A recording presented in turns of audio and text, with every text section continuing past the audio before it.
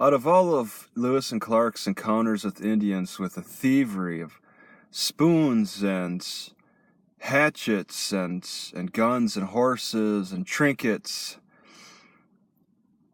nothing resulted in any deadly encounters until this situation.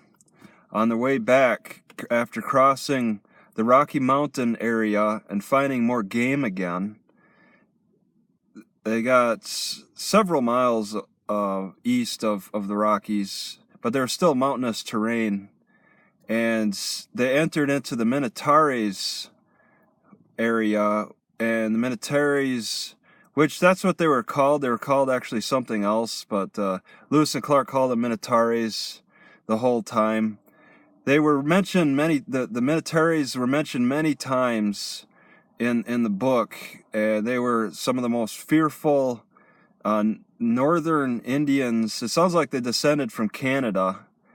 They were the ones who captured Sacagawea and brought her to the Mandans, who the Mandans weren't but like 5 miles away, I guess. They had a camp 5 miles away, and there were several camps located all over, but the Mandans were like a friendly collaborator with the Minnetares that they conducted trading with, exclusive trading. But the Shoshones feared the Minnetares.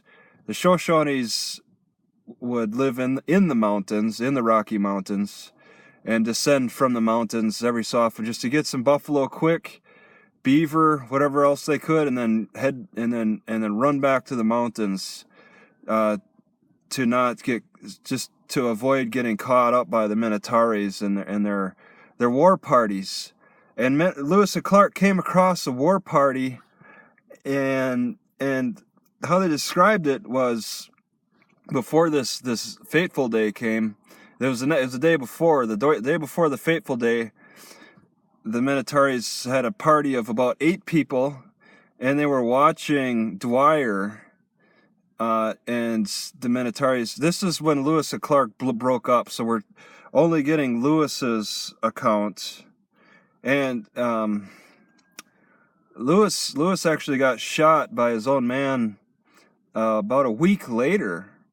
So this is before he got shot, before he got injured too. But the Minnetare Indians did not see him and the others, and it was about 8 of them or so.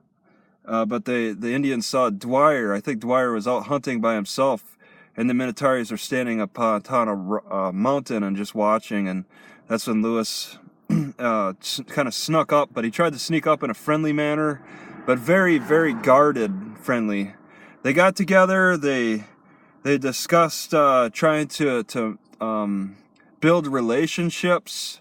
Lewis he asked for who the chiefs were, and who the chief was. He expected one, but it was like 3 of them or something, they said. And so he gave a trinket and a little flag, to a gold, or like a coin or something, to each one. And the Minnetares actually asked for tobacco, and Lewis said that Dwyer had it because he wanted to keep Dwyer safe. He said Dwyer had it, and when their group got back together, they would smoke together, and that's what they did. And they were guarded, but they did, I think, let their guard down too much by actually sleeping next to the Minnetares. But I mean, they only needed a temporary spot to sleep because they were in a hurry to get going. This is on their travels. They didn't have any kind of permanent. It was just a temporary setup. So overnight, he had one man stay awake and told them it was our fields. There's 2 fields. They were brothers, our fields and I think it's J Fields. One of the fields was kept awake and warned that if any of the Indians made a move, to wake everybody up, because Lewis really was really on guard about the Indians stealing the horses. So this is the night And now this is on a first-person account. Lewis, July 27th, 1806, on a Sunday. This morning, at daylight, the Indians got up and crowded around the fire. J. Fields, who was on post, had carelessly laid his gun down behind him, near where his brother was sleeping. One of the Indians, the fellow whom I gave the medal last evening, slipped behind him and took his gun, and that of his brothers, unperceived by him. At the same instant, two others advanced and seized the guns of Dwyer and myself. J. Fields, seeing this, turned about to look for his gun, and saw the fellow just running off with her and his brothers. He called to his brother, who instantly jumped up and pursued the Indian with him, whom they overtook at the distance of 50 or 60 paces from the camp, seized their guns and wrested them from him, and our Fields, as he seized his gun, stabbed the Indian to the heart with his knife. The fellow ran about 15 steps and fell dead. Of this I did not know until afterward. Having recovered their guns, they ran back instantly to the camp. Dwyer, who was awake, saw the Indian take hold of his gun and instantly jumped up and seized her and wrested her from him, but the Indian still retained his pouch. His jumping up and crying, "Damn you, let go of my gun," awakened me. I jumped up and asked what was the matter, which I quickly learned when I saw Dwyer in a scuffle with the Indian for his gun. I reached to seize my gun, but found her gone. I then drew my pistol from my holster, and turning myself about, saw the Indian making off with my gun. I ran at him with my pistol, and bid him lay down my gun, which he was in the act of doing, when the Fieldses returned, and drew up their guns to shoot him, which I forbid, as he did not appear to be about to make any resistance, or commit any offensive act. He dropped the gun, and walked slowly away. I picked her up instantly. Dwyer, having about this time recovered his gun and pouch, asked me if he might not kill the fellow, which I also forbid, as the Indian did not appear to wish to kill us. As soon as they found us all in possession of our arms, they ran and endeavored to drive off all the horses. I now hollered to the men and told them to fire on them, as they attempted to drive off our horses. They accordingly pursued the main party, who were drawing the horses up the river, and I pursued the man whom I had taken my gun, with another, was driving off a part of the horses which were left of the camp. I pursued them so closely that they could not take 12 of their own horses, but continued to drive one of mine, with some others.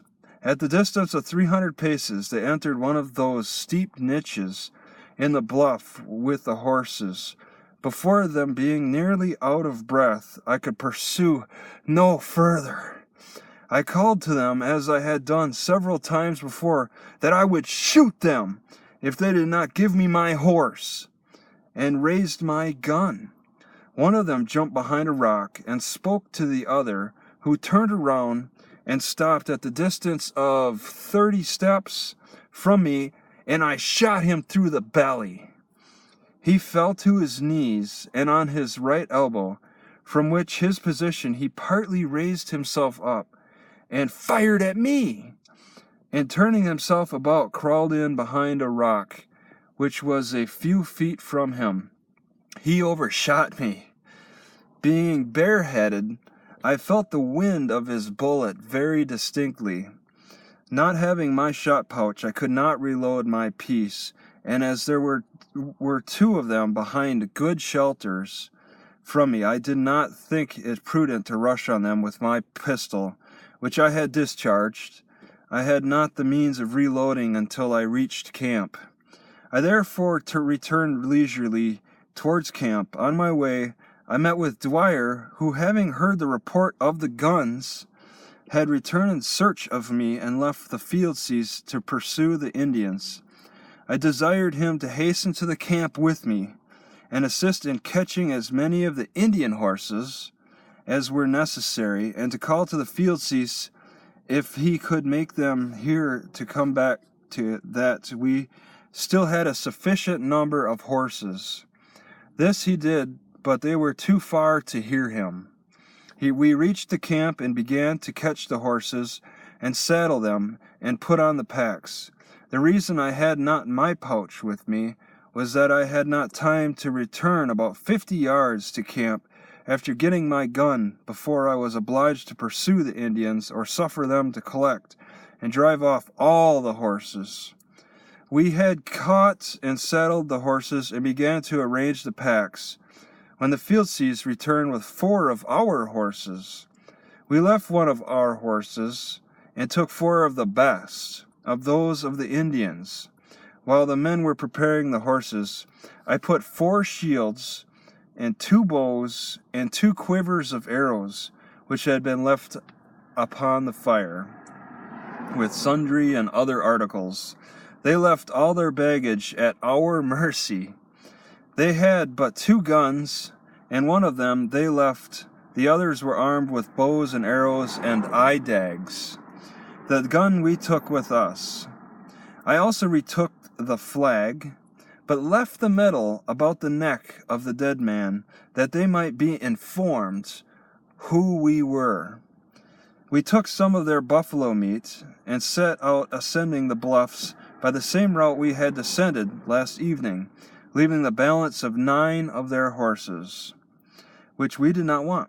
The fieldseas told me that 3 of the Indians whom they pursued swam the river, one of them on my horse, and that 2 others ascended the hill and escaped from them with a part of their horses.